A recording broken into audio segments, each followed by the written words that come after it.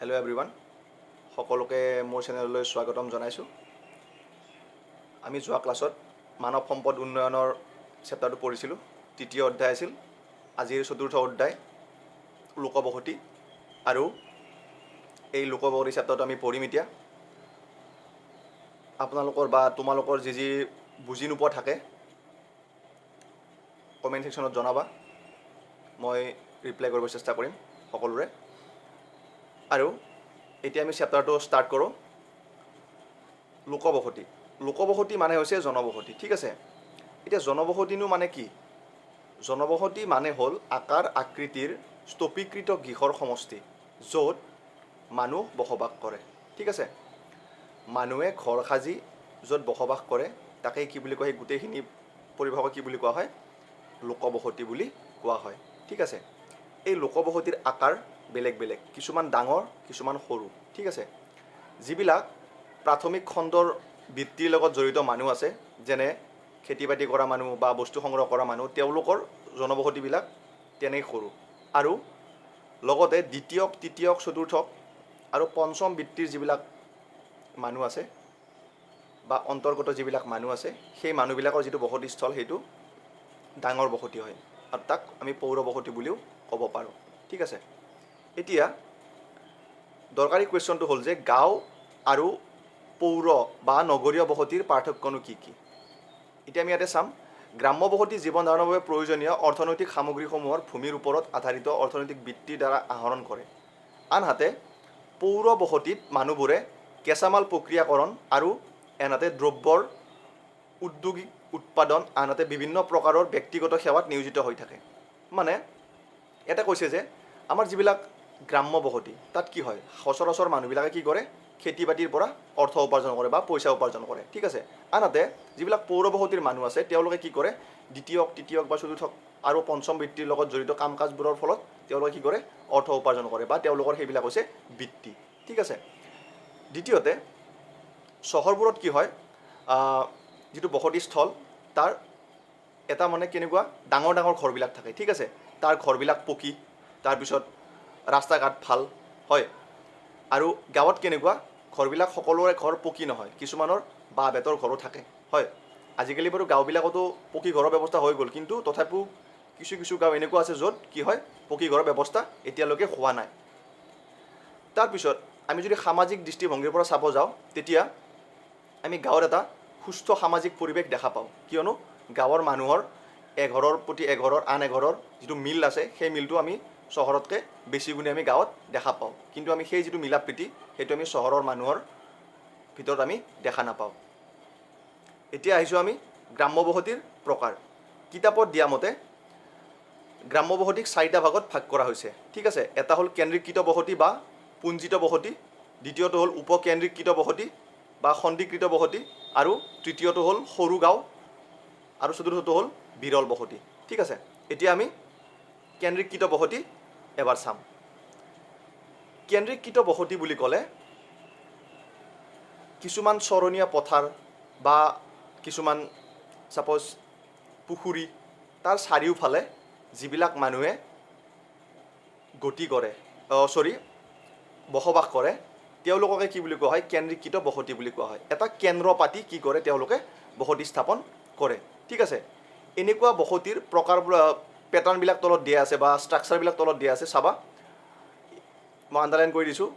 বৰ্গক্ষেত্ৰ ঘূৰণীয়া, ৰৈখিক, তৰাকৃতিৰ বসতি আদি বিভিন্ন প্ৰকাৰৰ গ্ৰাম্য বসতিৰ উদাহৰণ, ঠিক আছে। এইবিলাক হৈছে কেন্দ্ৰীকৃত বসতিৰ এটা এটা উদাহৰণ। আৰু এনে বসতি ভাৰতৰ উত্তৰৰ বিশাল পলসুৱা সমভূমি অঞ্চল আৰু উত্তৰ পূৰ্বাঞ্চলৰ ৰাজ্যসমূহত দেখা যায়, ঠিক আছে। এতিয়া আহিছোঁ আমি উপকেন্দ্ৰীকৃত বসতি, ঠিক আছে। এই যিটো উপকেন্দ্ৰীকৃত বসতি, এইটো পূৰা কেন্দ্ৰ নহয়, মানে কেনেকুৱা একদম পূৰা চব মানুহ গোট খাই নাথাকে, ঠিক আছে। দুই এঘৰ মানুহ কি কৰে? অকণমান ছাইডৰ ফালে সেনেকুৱাকৈ থাকে, ঠিক আছে। একদম যিটো কেন্দ্ৰ হয়, সেই কেন্দ্ৰৰ ওপৰত ভিত্তি কৰি গৈ মানুহখিনি সিঁচৰিত হৈ নাথাকে। দুই এঘৰ মানুহ অকণমান সেই কেন্দ্ৰৰ পৰা পৃথক হৈ পিনে ছাইডত থাকে, হয়। এতিয়া তলত মই এটা আণ্ডাৰলাইন কৰি দিছোঁ, সকলোৱে চাবা যে ভাৰতবৰ্ষৰ গুজৰাট সমভূমি আৰু ৰাজস্থানৰ কিছু ঠাইত উপকেন্দ্ৰীকৃত বসতি পৰিলক্ষিত হয়। তোমালোকৰ এক্সামত আহিব পাৰে যে উপকেন্দ্ৰীকৃত বসতি সাধাৰণতে ভাৰতৰ ক'ত ক'ত দেখা যায়। এতিয়া তোমালোকে এনচাৰ লিখিবা যে ভাৰতবৰ্ষৰ গুজৰাট সমভূমি আৰু ৰাজস্থানৰ কিছুমান ঠাইত উপকেন্দ্ৰীকৃত বসতি পৰিলক্ষিত হয়। ঠিক আছে, এতিয়া আহিছোঁ আমি ক্ষুদ্ৰকৃতিৰ গ্ৰাম্য বসতি। ইয়াতে কৈছে যে ভাৰতবৰ্ষৰ কিছুমান ঠাইত জনবসতিৰ একোটা নামেৰে সৰু সৰু বিভিন্ন গোটত বিভক্ত হৈ আছে। ভাৰতৰ বিভিন্ন প্ৰদেশৰ স্থায়ীভাৱে গোটবোৰ এনেকুৱা চুবা, পাৰা, পান্না, পাল্লি, নাগলা, ধানি আদি নামেৰে জনা যায়। মানে চাবা, আমি যে কওঁ যে এইটো চুবুৰীত নাযাবি, এইটো চুবুৰীত কৰোণা হৈছে, বা এইটো চুবুৰীত কোৱাৰেণ্টাইন হৈ আছে মানুহবিলাক, হয়নে নহয়? এই যিটো চুবুৰী আছে, সেই চুবুৰীবিলাকক কি হয়, সৰু ক্ষুদ্ৰাকৃতিৰ গ্ৰাম্য বসতি বুলি কোৱা হয়। ঠিক আছে, উদাহৰণস্বৰূপে চাবা, আগতে কেনেকুৱা আছিল, য'ত বামুণ মানুহ বসবাস কৰিছে তাত কি বুলি কয়, বামুণপাৰা বুলি কয়। য'ত মালি মানুহ বসবাস কৰিছিল তাত মালিপাৰা বুলি কয়। য'ত হীৰা মানুহ বসবাস কৰিছিল তাত হীৰাপাৰা বুলি কয়। বা কিছুমান জেগাত কলিতা মানুহ বসবাস কৰে বা গণক মানুহ বসবাস কৰে, তাত ক্ৰমান্বয়ে কি বুলি কোৱা হয়, কলিতাপাৰা বা গণকপাৰা বুলি কোৱা হয়। এইবিলাক হৈছে ক্ষুদ্ৰ ক্ষুদ্ৰ গ্ৰাম্য বসতি। ঠিক আছে, আৰু যদি তোমালোকক সোধে যে ক্ষুদ্ৰাকৃতি গ্ৰাম্য বসতিৰ উদাহৰণ দিয়া, তেতিয়া তোমালোকে লিখিবা যে ভাৰতৰ গংগা সমভূমিৰ নিম্নাংশ আৰু ছত্তীশগড় আৰু হিমালয়ৰ নামনি উপত্যকাত সঘনাই ক্ষুদ্ৰাকৃতিৰ গ্ৰাম্য বসতি দেখা যায়। ঠিক আছে, এতিয়া আহিছোঁ আমি বিৰল বসতি। বিৰল বসতি সাধাৰণতে পাহাৰীয়া অঞ্চলত দেখা পোৱা যায় বা মৰুভূমি অঞ্চলত দেখা পোৱা যায়। বিৰল বসতি মানে হ'ল এঘৰ মানুহৰ পৰা আন এঘৰ মানুহৰ দূৰত্বটো বহুত বেছি থাকে। আমাৰ নিচিনা এঘৰ গাঁৱত সেইঘৰ, সেইঘৰ গাঁৱত সেইঘৰ, সেনেকৈ মানে মানুহবিলাক লগ লাগি নাথাকে। ঠিক আছে, ইয়াতে দিছে যে যিবোৰ দেশত খেতিপথাৰ অতি বিস্তৃত, জনসংখ্যা কম, তেনে ঠাইত বিৰল বসতি পোৱা যায়। আৰু এই বিৰল বসতিৰ উদাহৰণ হ'ল অৰুণাচল প্ৰদেশ, মেঘালয়, উত্তৰাঞ্চল, হিমাচল প্ৰদেশ, কেৰেলা আদি। ঠিক আছে, আৰু এই বিৰল বসতি নিৰল বসতি বুলিও কোৱা হয়, কিয়নো এই যিটো বিৰল বসতি হয় তাত মানুহৰ হাল্লা চিল্লা বা বেছি মানুহৰ সমাগম হোৱা দেখা নাযায়। এতিয়া আহিছোঁ নগৰীয়া বা পৌৰ বসতি। এতিয়া আমি সকলোৱে জানো নগৰীয়া বা পৌৰ বসতিনো কি। ঠিক আছে, পৌৰ বসতি সাধাৰণতে স্তূপীকৃত আকাৰত আৰু আকাৰত ডাঙৰ। ঠিক আছে, নগৰীয়া বসতিত কি হয়, ডাঙৰ বুলি কৈছে এইটো কাৰণে তাত কি হয়, বহুত মানুহ বসবাস কৰে। ঠিক আছে, কিয়নো নগৰীয়া অঞ্চলত মানুহে চাকৰিৰ ক্ষেত্ৰত বা অৰ্থ উপাৰ্জন কৰিবলৈ, লগতে উচ্চ শিক্ষাৰ কাৰণে বা উচ্চ স্বাস্থ্যৰ কাৰণে তাত কি হয়, মানুহবিলাকে গতি কৰে। সেয়েহে তাত কি হয়, যিটো মানুহৰ ভিৰ ভাৰ সেইটো বহুত বেছি হয়। ঠিক আছে, পৌৰ বাসিন্দাসকলে কৃষি, মাছ ধৰা, পশুপালন আদিৰ বাদে অন্য অৰ্থনৈতিক প্ৰশাসনিক বৃত্তিৰ লগত জড়িত। এতিয়া তোমালোকে সকলোৱে জানা যে ওচৰততো তোমালোকৰ ঘৰৰ চহৰ থাকিবই, হয় নাই? হয় 10 কিলোমিটাৰ, নহয় 20 কিলোমিটাৰ, নহয় 30 কিলোমিটাৰ দূৰততো চহৰ থাকিব। তোমালোকে সকলোৱে চহৰত গৈ পাইছা, আৰু চহৰত তোমালোকে দেখা পাবা যে চহৰৰ মানুহে মাছ ধৰা কাম কৰে জানো? নকৰে। বা কৃষি কৰে নেকি চহৰৰ মানুহে? নকৰে। কৃষি আৰু মাছ ধৰা কাম কোনে কৰে? আমি গাঁৱৰ মানুহে কৰোঁ, হয়। কিন্তু চহৰৰ মানুহে কি কৰে? দ্বিতীয়ক, তৃতীয়ক, চতুৰ্থক আৰু পঞ্চম বৃত্তি, মই আগতে কৈছোঁৱেই কথাটো, সেই যিটো কাম তেওঁলোকৰ দ্বিতীয়ক, তৃতীয়ক, চতুৰ্থক, পঞ্চম সেই বৃত্তিৰ লগত তেওঁলোক জড়িত হৈ থাকে। আৰু গাঁৱৰ যিখিনি জনবসতি আছে সেই বসতিখিনি কি কৰে? প্ৰাথমিক বৃত্তিৰ লগত জড়িত। ঠিক আছে, এতিয়া আহিছোঁ ভাৰতত নগৰৰ উৎপত্তি। সিন্ধু সভ্যতাত হৰাপ্পা আৰু মহেঞ্জোদাৰো নামেৰে দুখন প্ৰাচীন নগৰৰ ভগ্নাৱশেষ আৱিষ্কাৰ কৰা হৈছে। এইটো আমি সকলোৱে জানো, আমি সমাজ বিদ্যাত পঢ়িছিলোঁ ক্লাছ 10ত বা 9ত। সিন্ধু সভ্যতাত কি হৈছিল? হৰাপ্পা আৰু মহেঞ্জোদাৰোত পুৰণি চহৰৰ ভগ্নাৱশেষ পোৱা যায়, হয়। আৰু এই ভাৰতবৰ্ষৰ নগৰবোৰক তিনিটা ভাগত ভাগ কৰা হৈছে। এটা হৈছে পৌৰাণিক নগৰ, দ্বিতীয়টো হৈছে মধ্যযুগীয় নগৰ, তৃতীয়টো হৈছে আধুনিক নগৰ। ঠিক আছে, ভাৰতবৰ্ষত বৰ্তমান কেইবাখনো নগৰ প্ৰায় 20,000 বছৰ পুৰণি। ইয়াৰ অধিকাংশ নগৰ ধৰ্মীয় আৰু সাংস্কৃতিক প্ৰকাৰ্যৰ ভিত্তিত গঢ়ি উঠিছিল, যেনে বাৰাণসী, প্ৰয়াগ, পাটলিপুত্ৰ, মাদুৰাই, পুৰী আদি ইয়াৰ উদাহৰণ। ঠিক আছে, এতিয়া আমি চাম মধ্যযুগীয় চহৰ। আমি ওপৰতো এইমাত্ৰ পৌৰাণিক নগৰটো আলোচনা কৰিলোঁ। আমি পৌৰাণিক নগৰবিলাক কেনেকুৱা? 2000 বছৰতকৈ অধিক পুৰণি নগৰ ক'ত আছে? আমাৰ ভাৰতবৰ্ষত অৱস্থিত। আৰু এই নগৰবিলাক সাধাৰণতে কি হৈছিল? কিছুমান ধৰ্মীয় কামৰ ক্ষেত্ৰত বা ধৰ্মীয় সংস্কৃতিৰ ক্ষেত্ৰত কি হৈছিল? গঢ়ি উঠিছিল। তাৰ উদাহৰণ আছিল যে কি কি? বাৰাণসী, পাটলিপুত্ৰ, মাদুৰাই, পুৰী, প্ৰয়াগ আদি। তাৰপিছত এতিয়া আহিছোঁ আমি মধ্যযুগীয় চহৰ। বৰ্তমান ভাৰতবৰ্ষত প্ৰায় 100খনমান মধ্যযুগীয় চহৰ আছে বা গঢ়ি উঠিছিল আৰু ইয়াৰে অধিকাংশই ৰাষ্ট্ৰীয় ৰাজধানী হিচাপে গঢ়ি উঠিছে। এইবোৰ আছিল দুৰ্গ চহৰ। পুৰণি ধ্বংসপ্ৰাপ্ত দুৰ্গবোৰৰ ধ্বংসাৱশেষৰ ওপৰত চহৰবোৰ গঢ়ি উঠিছিল, যেনে দিল্লী, হায়দৰাবাদ, জয়পুৰ, লক্ষ্ণৌ, আগ্ৰা, নাগপুৰ আদি। যদি তোমালোকক সোধে যে মধ্যযুগীয় চহৰৰ দুটা উদাহৰণ দিয়া, তেতিয়া তোমালোকে লিখিবা যে দিল্লী, হায়দৰাবাদ বা জয়পুৰ, লক্ষ্ণৌ বা আগ্ৰা, নাগপুৰ যি লিখা তোমালোকে। এই 6টা দিয়া আছে ইয়াতে, 6টা যিকোনো 2টা লিখিলে হৈ গ'ল। এতিয়া আহিছোঁ আমি আধুনিক নগৰ। আধুনিক নগৰ বুলি ক'লে ব্ৰিটিছ আৰু ইউৰোপীয়সকলে ভাৰতত কেইবাখনো চহৰ বনাই থৈ গৈছে বা তেওঁলোকৰ শাসনকালত বহুতো চহৰ বনাইছে, ঠিক আছে। আমি এইবোৰ চহৰকে কি বুলি কওঁ? আধুনিক চহৰ বুলি আখ্যা কৰিছোঁ বা নাম দিছোঁ। আৰু এই চহৰবোৰৰ ভিতৰত চুৰাট, গোৱা, পণ্ডিচেৰী, দমন আদি ইয়াৰ উদাহৰণ, ঠিক আছে। তাৰপিছত পৰৱৰ্তী কালত কি হৈছিল? ব্ৰিটিছৰ ঔপনিৱেশিক ব্যৱস্থাই মুম্বাই, মাদ্ৰাছ আৰু কলিকতাত চহৰকেইখন কি কৰিছিল? গঢ়ি উঠিছিল। এই তিনিখন চহৰ মুম্বাই, মাদ্ৰাজ আৰু কলিকতা। কিয়নো এই তিনিখন চহৰ ক'ত আছে? সাগৰৰ পাৰত আছে। এই সাগৰৰ পাৰত থকা কাৰণে কি কৰিছিল? ইংৰাজসকলে যিটো আমাৰ জলপথ আছে, জলপথৰে বেয়া বেপাৰৰ কাৰণে এই চহৰকেইখন নিৰ্মাণ কৰিছিল, ঠিক আছে। তাৰপিছত নেক্সট লাইন আমি আহিছোঁ এতিয়া 1850 চনৰ পিছত আধুনিক শিল্পনগৰ গঢ়ি উঠিছিল আৰু ইয়াৰ উদাহৰণ হ'ল জামছেদপুৰ, ঠিক আছে। তোমালোক যদি সোধে যে 1850 চনৰ পিছত গঢ়ি উঠা এখন আধুনিক শিল্পনগৰৰ নাম লিখা, কুৱেশ্যনটো এবাৰ ৰিপিট কৰিছোঁ মই, এইটো বহুত দৰকাৰী কুৱেশ্যন হয়। 1850 চনৰ পিছত আধুনিক শিল্পনগৰ এখন গঢ়ি উঠিছিল, তাৰ নাম লিখা বা আধুনিক শিল্পনগৰখনৰ নাম লিখা। তেতিয়া তোমালোকে লিখিবা যে কি? জামছেদপুৰ, ঠিক আছে। এতিয়া নেক্সট, স্বৰাজোত্তৰ কালত ভাৰতবৰ্ষত কেইবাখনো চহৰ গঢ়ি উঠিছিল। মানে আমাৰ যেতিয়া স্বাধীনৰ সময় আছিল তেতিয়া কি হৈছিল? বহুকেইখন চহৰ গঢ়ি উঠিছিল আৰু এই চহৰবোৰ মুখ্যতঃ ৰাজ্যৰ ৰাজধানী বা প্ৰশাসনিক নগৰ হিচাপে গঢ়ি উঠে। ইয়াৰ উদাহৰণস্বৰূপে চণ্ডীগড়, ভুৱনেশ্বৰ, গান্ধীনগৰ, দিছপুৰ আমাৰ অসমৰ ইত্যাদি। শিল্পকেন্দ্ৰিক নগৰ যেনে ভিলাই, দুৰ্গাপুৰ, চিন্ধি, বাৰাউনী ইত্যাদি। আৰু পুৰণি বৃহৎ নগৰসমূহৰ আশে পাশে কিছুমান উপগ্ৰহ নগৰীও গঢ়ি উঠে, ঠিক আছে।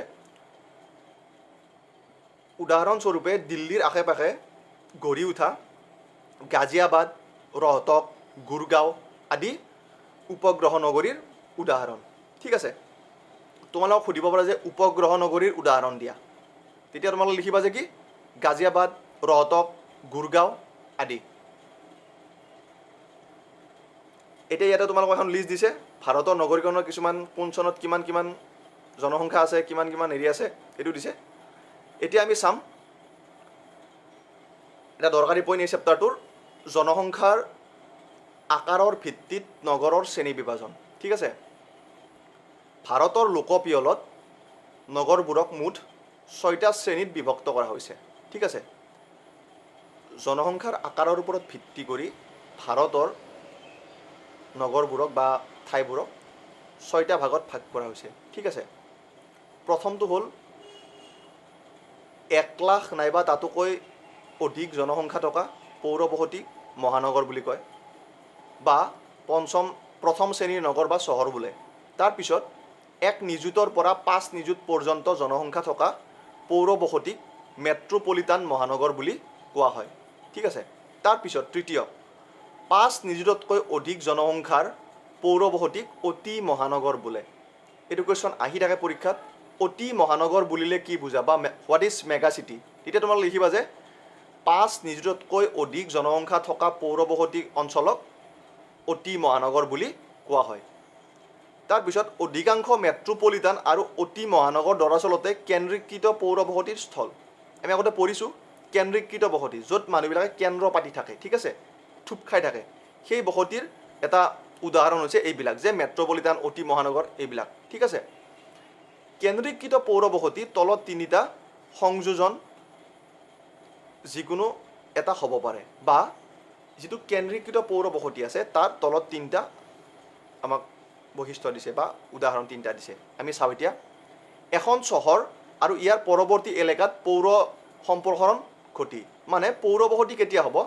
এখন চহৰত কেতিয়া কি হ'ব যে যেতিয়া ওচৰৰ যিবিলাক গাঁও আছে, গাঁৱৰীয়া মানুহবিলাক কি হ'ব? চহৰত গতি কৰিব, কাৰণ তেওঁলোকৰ অৰ্থ উপাৰ্জনৰ কাৰণে হয়। তেতিয়া কি হ'ব চহৰত মানুহটো বেছি হ'ব, সেনেকৈ পৌৰ বসতি হয় বুলি কৈছে, এটা কাৰক দিছে। দ্বিতীয়টো দিছে দুখন ওচৰা ওচৰিকৈ থকা মহানগৰ লগ লাগি হ'ব পাৰে যে এখন মহানগৰত কি আছে উচ্চ শিক্ষা ব্যৱস্থা আছে আৰু এখন মহানগৰত কি আছে উচ্চ মেডিকেল ফেচিলিটি থকা ব্যৱস্থা আছে। তেতিয়া কি হ'ব এখন চহৰৰ পৰা সেইখন চহৰ বা এইখন মহানগৰৰ পৰা সেইখন মহানগৰ কি হ'ব মানুহবিলাকে গতি কৰিব যে কাৰোবাৰ বেমাৰ হ'ল, ছাপ'জ এই নগৰখনত কি আছে বা এই মহানগৰখনত কি আছে শিক্ষা ব্যৱস্থা ভাল আৰু বি মহানগৰখনত কি আছে স্বাস্থ্য ব্যৱস্থা ভাল। তেতিয়া কি হ'ব বিৰ যিখিনি মানুহ আছে তেওঁলোকে উচ্চ শিক্ষাৰ কাৰণে এইখনত আহিব এই মহানগৰত, আৰু এনেকৈ কি হ'ব দুখন মহানগৰ এটা টাইমত লগ হৈ যাব। এনেকৈ কৈছে যে এনেকৈ কি হ'ব পাৰে পৌৰ বসতি হ'ব পাৰে, সৃষ্টি হ'ব পাৰে। তাৰপিছত তৃতীয়, এখন মহানগৰ আৰু একাধিক সংলগ্ন চহৰ একেলেঠাৰি হোৱাৰ পাৰ্শ্বীয় সম্প্ৰসাৰণ। মানে চাবা এতিয়া যিটো হৈছে যে আমাৰ যিটো গুৱাহাটী আছে, গুৱাহাটীৰ চহৰৰ ওচৰৰ যিখিনি নিকটৱৰ্তী অঞ্চল, সেই অঞ্চলখিনি কি হৈছে এতিয়া চহৰৰ প্ৰভাৱ পৰিছে, হয়। কাৰণ তাৰ মানুহবিলাকে কি কৰিছে চহৰৰ পৰা গাঁৱলৈ যিটো প্ৰব্ৰজন কৰিছে, কাৰণ আগতে প্ৰব্ৰজনৰ কথাটো মই পঢ়াইছোঁ তোমালোকক আগৰ চেপ্টাৰত। তেতিয়া কি হ'ব এই যিবিলাক মহানগৰ এনেকৈ মানুহ জমা হৈ হৈ কি হয় মহানগৰবিলাক সম্প্ৰসাৰিত হয়, মানে ডাঙৰ হৈ যায়। ঠিক আছে, এইটো এটা কাৰক দিছে। ঠিক আছে, এতিয়া আমি আহোঁ প্ৰকাৰ্যৰ ভিত্তিত নগৰৰ শ্ৰেণী বিভাজন। এইটো বহুত দৰকাৰী কুৱেশ্যন, এক্সামত বহুতবাৰ আহিছে এইটো কুৱেশ্যন। এতিয়া চাম আমি প্ৰকাৰ্যৰ ভিত্তিত নগৰৰ শ্ৰেণী বিভাজন। 1 নম্বৰটো হৈছে প্ৰশাসনীয় নগৰ বা আৰু চহৰ। ঠিক আছে, এইটো উচ্চ খাপৰ প্ৰশাসনীয় কাৰ্যালয়বোৰত অৱস্থিত নগৰবোৰকে এই শ্ৰেণীত পৰে। মানে যিবিলাক আমাৰ উচ্চ মানে অফিচ আছে, অফিচ কাছাৰী, সেইবিলাকৰ ওচৰত কি হয় যে তাত বহুত ঠাইৰ পৰা বিভিন্ন মানুহে তাত চাকৰি কৰি থাকে, হয়। তেতিয়া কি হ'ব তেওঁলোকে নিজৰ সুবিধাৰ কাৰণে ওচৰতে কি কৰে মাটি কিনি হওক ভাড়া ৰুম লৈ হওক তেনেকৈ থকাৰ ব্যৱস্থা কৰে, হয়। তাৰ ফলত কি হয় সেই যিটো ঠাই আছে সেই ঠাইখনত এখন চহৰৰ সৃষ্টি হৈ যায়। আৰু যিহেতু তাত বেছি দৰমহা পোৱা মানুহবিলাক কাম কৰিব, যিহেতু উচ্চ ডাঙৰ অফিচ, হয়, তাত কি হ'ব বস্তুৰ দামবিলাকো বাঢ়িব, হয় নে নহয়। বস্তুৰ দাম বাঢ়াৰ লগে লগে কি হ'ব আমাৰ গাঁৱৰ মানুহবিলাক তাত বেপাৰ কৰিবলৈ যাব, হয়, তেনেকুৱা হ'ব। সেইকাৰণে তাত কি হ'ব এখন প্ৰশাসনীয় নগৰ বা চহৰৰ সৃষ্টি হ'ব। আৰু এই প্ৰশাসনীয় নগৰ আৰু চহৰৰ উদাহৰণ হ'ল চণ্ডীগড়, নতুন দিল্লী, ভূপাল, শ্বিলং, গুৱাহাটী, ইম্ফল, ইটানগৰ, গান্ধীনগৰ, জয়পুৰ, চেন্নাই আদি। ঠিক আছে, এতিয়া আমি আহোঁ উদ্যোগিক নগৰ। উদ্যোগিক নগৰ বুলি ক'লে উদ্যোগৰ দিশত মুখ্য ভূমিকা লোৱা নগৰবোৰ এই শ্ৰেণীৰ অন্তৰ্ভুক্ত। মানে যিবোৰ নগৰত বা যিবোৰ চহৰত উদ্যোগ স্থাপন কৰা হৈছিল সেই উদ্যোগত কাম কৰিবৰ কাৰণে বিভিন্ন ঠাইৰ পৰা কি হৈছিল মানুহবিলাকে তাত গতি কৰিছিল। আৰু সেই উদ্যোগৰ মানুহবিলাক থকাৰ যিটো সুবিধা, ঠিক আছে, সেই সুবিধাৰ কাৰণে তাত কি কৰিছিল তেওঁলোকে এখন চহৰৰ নিৰ্মাণ কৰিছিল। মানে তাত মানুহ জমা হৈ কি হ'ব যেতিয়া বেছি মানুহ হৈ যাব তেতিয়া এখন চহৰৰ সৃষ্টি হৈ যাব, হয়। তো এই যিটো উদ্যোগিক নগৰ আছে, উদ্যোগিক নগৰৰ উদাহৰণ হ'ল মুম্বাই, চালেম, কাইমতুৰ, মুদিননগৰ, জামছেদপুৰ, হুবলি আৰু ভিলাই। ঠিক আছে, যদি তোমালোকক সোধে যে উদ্যোগিক নগৰৰ উদাহৰণ দিয়া তেতিয়া তোমালোকে লিখি দিব পাৰিবা এতিয়া ইয়াৰ পৰা। তাৰপিছত আহিল আমাৰ পৰিবহণ নগৰ। মূলতঃ আমদানি ৰপ্তানি কাৰ্যত ব্যৱহৃত যিবিলাক ঠাই আছে সেই ঠাইবোৰৰ ওচৰত কি হৈছিল পৰিবহণ নগৰৰ গঢ়ি উঠিছিল। ঠিক আছে, আৰু এই যিটো পৰিবহণ নগৰ তাৰ উদাহৰণ হ'ল কান্ধালা, কোচি, কোঝিকড়, বিশাখাপট্টনম ইত্যাদি। আৰু আন্তঃকেন্দ্ৰ পৰিবহণৰ কেন্দ্ৰ হ'ল আগ্ৰা, ধুলিয়া, মোগলচৰাই, কাটনি, ইটাৰচি ইত্যাদি এই শ্ৰেণীৰ নগৰ।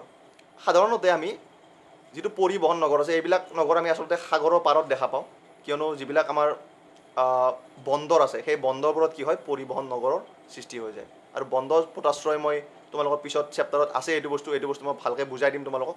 বন্দৰ কি, পোতাশ্ৰয় কি, ইয়াৰ পাৰ্থক্য কি আছে গোটেইখিনি বস্তু বুজাই দিম মই। এতিয়া আহোঁ আমি বাণিজ্যিক নগৰ। বেহা বেপাৰ আৰু বাণিজ্য ভিত্তিক গঢ় লৈ উঠা নগৰবোৰক কি বুলি কোৱা হয় বাণিজ্যিক নগৰ বুলি কোৱা হয়। আৰু ইয়াৰ উদাহৰণ হৈছে কলকাতা, ছাটনা, সাহানপুৰ ইত্যাদি। এতিয়া আমি আহোঁ খনিজ ভিত্তিক নগৰ। ঠিক আছে, যিবিলাক ঠাইত খনিজাত পদাৰ্থ পায় সেই ঠাইবোৰত কি হৈছে খনিজ ভিত্তিক নগৰৰ সৃষ্টি হৈছে। ঠিক আছে, আৰু এই নগৰৰ উদাহৰণ হ'ল ৰাণীগঞ্জ, জাৰিয়া, ডিগবৈ আমাৰ অসমৰ, অংগলেশ্বৰ, চিংগুলি ইত্যাদি। ঠিক আছে, এইবাৰ আহিছে এটা বহুত দৰকাৰী পইণ্ট, সেইটোৰ নাম হৈছে সেনা বাহিনীৰ ছাউনি কেন্দ্ৰিক নগৰ, বা আমি ইয়াক গেৰিছন চহৰ বুলিও ক'ব পাৰোঁ। ঠিক আছে, পিছফালে তোমালোকৰ অনুশীলনীত আছে এটা কুৱেশ্যন, গেৰিছন চহৰ বা গেৰিছন নগৰ বুলিলে কি বুজা। এতিয়া চাবা, সেনা বাহিনীবিলাকে কি কৰে, কিছু কিছু ঠাইত ছাউনি পাতে, মানে তেওঁলোকে তাত জমা হয়। হয়, তাত যেতিয়া হয় তেওঁলোকৰ যিবিলাক খোৱা বস্তু বা তেওঁলোকৰ যিবিলাক দৰকাৰী সামগ্ৰী আছে সেইবিলাক লোৱাৰ কাৰণে কি হয়, তাত তেওঁলোকে কিছুমান দোকানৰ ব্যৱস্থা কৰে নিজে নিজে। হয়, আৰু তাত তেওঁলোকে কি কৰে, এটা পিৰিয়ডলৈকে তাত বসবাস কৰে, তাৰপিছত তেওঁলোকে আকৌ শ্বিফটিং হয়, হোৱাৰ পিছত তাত বেলেগ আকৌ মানুহে আকৌ কি কৰে, সেই দোকান পোহাৰবিলাক আকৌ ব্যৱহাৰ কৰে। হয়, এনেকৈ কি হয়, যেতিয়া সেনা ছাউনি বাহিনী যেতিয়া কি হ'ব তাত জমা হ'ব, তাৰ ফলত কিছুমান নগৰৰ সৃষ্টি হৈছে তাত, আৰু সেই নগৰবিলাকৰ নামেই হৈছে আম্বেলা, জলন্ধৰ, মহ, ববিনা, উধামপুৰ আদি। এইবিলাক হৈছে সেনা বাহিনীৰ ছাউনি কেন্দ্ৰীকৃত নগৰৰ বা ছাউনি কেন্দ্ৰিক নগৰৰ উদাহৰণ। এতিয়া আহিছোঁ আমি শিক্ষাভিত্তিক নগৰ। শিক্ষাৰ প্ৰাৰম্ভিক কেন্দ্ৰ হিচাপে গঢ় লৈ উঠা কিছুমান ঠাই পিছলৈ শিক্ষা কেন্দ্ৰীকৃত চহৰলৈ পৰিৱৰ্তিত হয়। মানে চাবা, এতিয়া এনেকুৱা হ'ল যে দুটা টিউশ্যন চেণ্টাৰ আছিলে, তাৰপিছত তাত কি হ'ল, টিউশ্যন কৰা মানুহ ষ্টুডেণ্টৰ সীমাটো বহুত বাঢ়ি গ'ল, তাৰপিছত কি হ'ল, সেই দুখন কলেজলৈ ৰূপান্তৰিত হ'ল। ঠিক আছে, যেতিয়া কলেজ হ'ল তাত কি হ'ল, সকলোৱে গম পালে যে তাত শিক্ষা ব্যৱস্থাটো বহুত ভাল, তেতিয়া কি হ'ব, বহুত দূৰৰ দূৰৰ পৰা মানুহ আহিব তাত, তাৰপিছত তাত ওচৰত কি হ'ল, এখন ইউনিভাৰ্চিটি স্থাপন হ'ল। তেতিয়া কি হ'ব, মানুহখিনিয়ে বা ছাত্ৰ ছাত্ৰীখিনিয়ে একদম ক্লাছ 1 to ইউনিভাৰ্চিটিলৈকে সেই গোটেইবিলাক কি কৰিব পাৰিব, তাতে শিক্ষা গ্ৰহণ কৰিব পাৰিব। আৰু তাৰ ফলত কি হ'ব, তেওঁলোকে তাৰ ওচৰত ভাড়া ৰুম ল'ব বা কিছুমান ফেমিলিয়ে তাত শ্বিফ্ট হৈ যাব, তেনেকুৱা হ'ব, হয়নে নহয়? তো এই যিবিলাক শিক্ষাগত কাৰণ, সেই শিক্ষাগত কাৰকৰ ফলত যিবিলাক নগৰ সৃষ্টি হৈছে তাক কি বুলি কয়, শিক্ষাভিত্তিক নগৰ বুলি কোৱা হয়। আৰু ইয়াৰ উদাহৰণ হৈছে ৰুৰকি, বাৰাণসী, আলিগড়, পিলানী, এলাহাবাদ ইত্যাদি।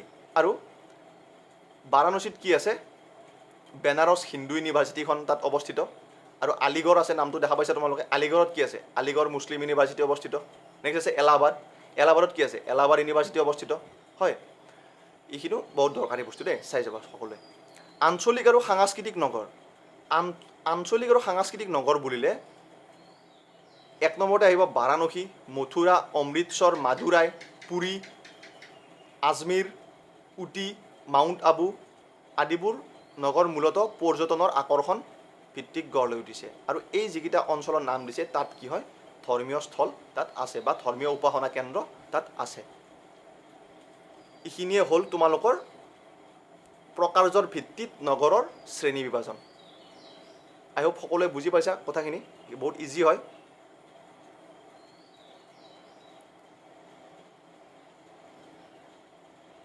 তো এইখিনিয়ে হ'ল আজিৰ চেপ্টাৰটোৰ আলোচ্য বিষয়। এতিয়া এই চেপ্টাৰটোত তোমালোকৰ দৰকাৰী কথাখিনি মই কৈ যাওঁ পটককৈ। লোকবসতি কাক বোলে তোমালোকৰ আহিব পাৰে, লোকবসতি কি, তাৰপিছত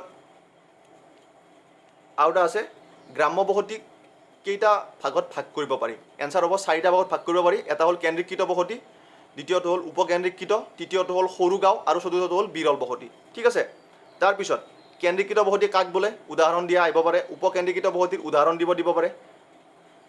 বিৰল বসতি ক'ত দেখা যায়, তেনেকৈ কুৱেশ্যন এটা আহিব পাৰে। তেতিয়া তোমালোকে লিখি দিবা যে যিবিলাক ঠাই পাহাৰীয়া অঞ্চল, যেনে অৰুণাচল প্ৰদেশ, মেঘালয়, উত্তৰাঞ্চল, হিমাচল প্ৰদেশ আদি ঠাইত দেখা পোৱা যায়। তাৰপিছত আহিব ভাৰতবৰ্ষৰ নগৰৰ উৎপত্তি। ভাৰতবৰ্ষত উৎপত্তিৰ ওপৰত ভিত্তি কৰি কেইটা ভাগত ভাগ কৰা হৈছে নগৰসমূহক, তেতিয়া তোমালোকে লিখিবা কি, 3টা ভাগত ভাগ কৰা হৈছে। এটা হ'ল পৌৰাণিক নগৰ, দ্বিতীয়টো হ'ল মধ্যযুগীয় নগৰ, তৃতীয়টো হ'ল আধুনিক নগৰ, বাছ এই 3টা। তাৰপিছত আমি আহোঁ এতিয়া 4 নম্বৰ, জনসংখ্যাৰ আকাৰৰ ভিত্তিক প্ৰকাৰ্যৰ ভিত্তিক নগৰৰ শ্ৰেণী বিভাজন। এইটো বহুত দৰকাৰী, মই আগতেও কৈছোঁ কথাটো। এতিয়া প্ৰকাৰ্যৰ ভিত্তিত নগৰৰ শ্ৰেণী বিভাজন বুলি কওঁতে প্ৰথম আহিব প্ৰশাসনিক নগৰ বা চহৰ, দ্বিতীয়টো আহিব উদ্যোগিক নগৰ, তাৰপিছত আহিব পৰিবহণ নগৰ, তাৰপিছত আহিব বাণিজ্যিক নগৰ, তাৰপিছত আহিব খনিজ ভিত্তিক নগৰ, তাৰপিছত আহিব কি সেনা বাহিনী ছাউনি নগৰ, আৰু চতুৰ্থটো লাষ্টতো আহিব আঞ্চলিক আৰু সাংস্কৃতিক নগৰ বা শিক্ষাভিত্তিক নগৰ। ঠিক আছে, তাৰপিছত মই তোমালোকক এটা কুৱেশ্যনৰ কথা কৈছিলোঁ যে কুৱেশ্যনটো ইয়াত ফটো মৰা হোৱা নাই, তোমালোকে কিতাপত চাই ল'বা, পেজ নাম্বাৰ 40 আছে, নামটো হ'ল গেৰিছন চহৰ। হয়, এই যিটো গেৰিছন চহৰটোৱে হৈছে সেনা বাহিনীৰ ছাউনিকৃত যিটো নগৰ আছে সেই নগৰটোৱে এটা চিমিলাৰ টাৰ্ম। ঠিক আছে, ইয়াকে গেৰিছন চহৰ বুলিও কোৱা হয়। ভিডিঅ'টো শেষলৈকে চোৱাৰ কাৰণে ধন্যবাদ জনালোঁ সকলোকে, আৰু কিবা বুজি নোপোৱা থাকিলে কমেণ্ট ছেকশ্যনত জনাবা, আৰু যদি ভিডিঅ'টো ভাল পোৱা তেনেহ'লে লাইক কৰিবা, কমেণ্ট কৰিবা আৰু শ্বেয়াৰ কৰিবা। Thank U.